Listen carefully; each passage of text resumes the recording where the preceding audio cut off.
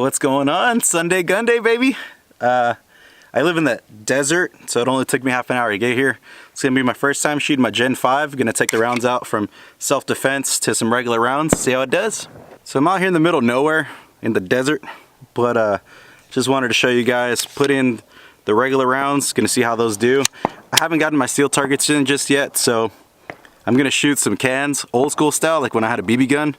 We'll see how it does. I'm sure, small little can versus a big ass plate might work out. See how accurate it is. This is a Gen 5 with the Mariglow sights. I think that's what they're called. Yep, Mariglow sights. So just so you know, we're gonna see, because I'm not a fan of the stock Glock sights. These should definitely work a lot better. Orange front, still night sights. They're pretty sick, I'm not gonna lie. So far, I'm kind of impressed, but I will say this trigger does not feel like a regular Glock trigger. I've had a few different guns. This is one of the, I would say sloppy, not the greatest, but it's got a lot of walk in that trigger. It doesn't come to a flat wall like you'd want it to. It is only a Gen 2.5, 5. So we'll see how it does. Here's my little target setup. Gotta make sure you got cans first, you know what I'm saying? I got a few cans here and there, kind of set up. Standing on top of stuff. More cans, just kind of standing up. Had to move my truck around a little bit just to make sure it's kind of out of the way. I don't want any bouncing rounds coming towards my truck, so make sure I'm shooting upward, away from the rocks. Someone's got some tannerite though. I'm excited. There's nothing like another gun day where you get your heart pumping and you know you're shooting. All right, first rounds on the Gen 2.5, 5 Glock. Let's see how it does. This trigger, I'm not a fan of dry firing, so I've heard that it's a little better once you start shooting it. We'll find out. First rounds, baby. Let's go.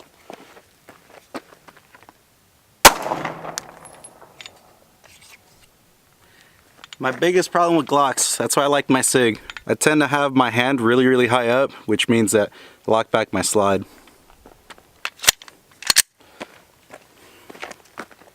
What are you gonna do?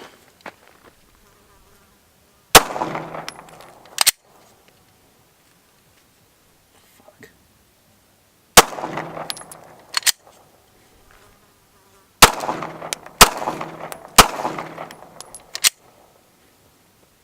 Here we go again with the Glock issues.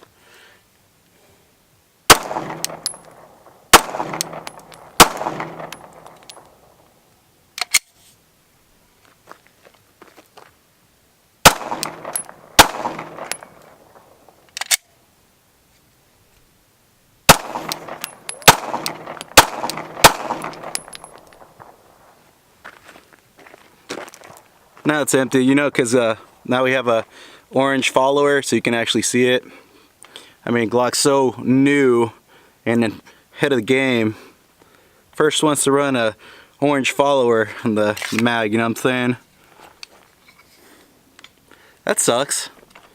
I read my hand way too high on the slide. I'm having the same issues I had with my Gen 3. I guess it must be a Glock thing, because this is the Gen 2.5, 5. But my hand rides way too high. On my P320, the slide lock was a little further away. So when I shoot, I have a tendency to want to press the slide, upward, and it locks it back. So I'll shoot one round and it locks back like if I'm empty.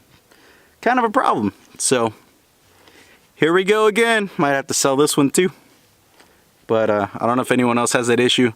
Let me know. Let me know if I could fix it. I'd love to keep this gun. But if I can't rely on it for the reason it's for, which is self-defense, I'm not keeping it. I'll just get another gun.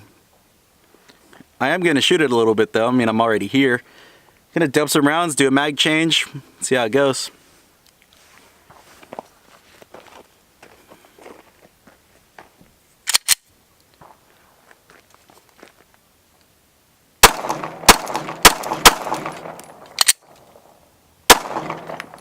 Swear to God.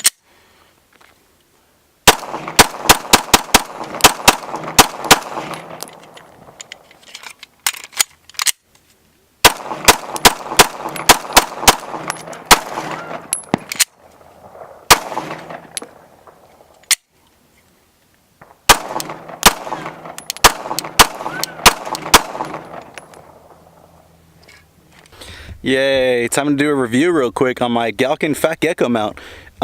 Just dropped my camera. So I'm super stoked right now because now I got to go to Best Buy, which is a good thing I got that insurance plan, but kind of pissed off right now because my camera just ate shit. It hit the ground and now a few things are bent and I'm really pissed off. So make sure that if you use a Galkin Fat Gecko, the surface is clean, or else that will slip off and you'll drop your expensive ass camera. So awesome! See how this goes, see if it falls on camera this time. But gun does shoot pretty flat, so I'll show you.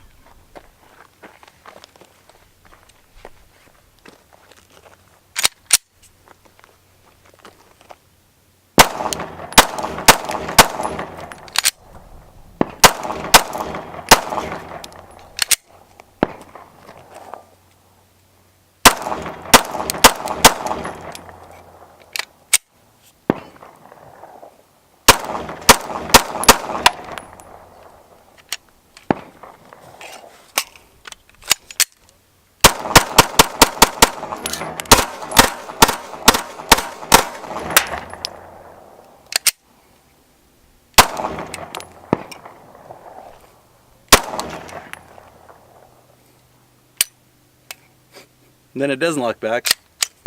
Awesome. Gotta work on that finger discipline, keep it off the trigger.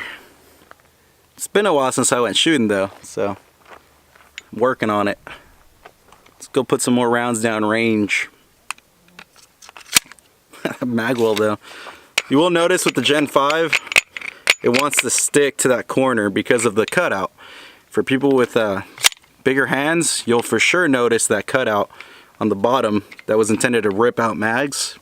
Yeah, not a huge fan. Definitely, even with my smaller hands, I can still put my finger in that well.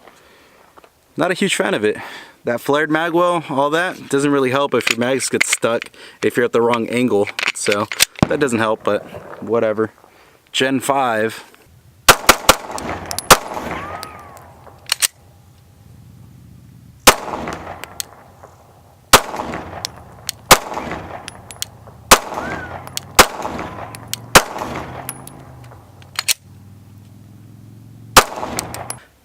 So first initial impressions, feels like a gun. I don't feel anything special with it. It seems like every other Glock gun that I've ever shot, so this isn't the review video you wanted if you were expecting in-depth. Alright, I'm gonna put a few more rounds down range, see how the Glock trigger is. Glock's very notorious for, if it ain't broke, don't fix it. So we'll see. I mean, it feels like a Glock, shoots flat, everything's good. I've always had issues with my hand riding too high, but let's test out the trigger and that'll actually have some rounds in there. See how it goes. Try to walk through that trigger so as I pull back, I should feel a wall and then a break. So we'll see.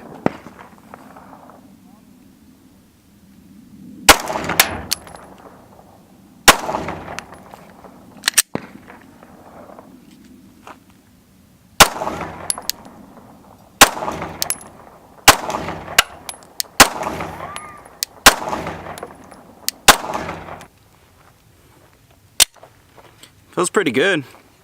The normal Glock trigger, now that it's empty, as you can see, has a very notorious wall and then a break.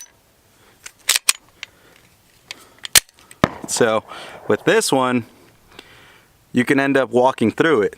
So as you pull back, it doesn't have a clean wall and then a break. You see how it kind of rides there, kind of rolls through it. That's not a normal Glock thing. They usually have a very good wall and then a break. About to fall off. My camera's about to fall off again. On that note, time to go home.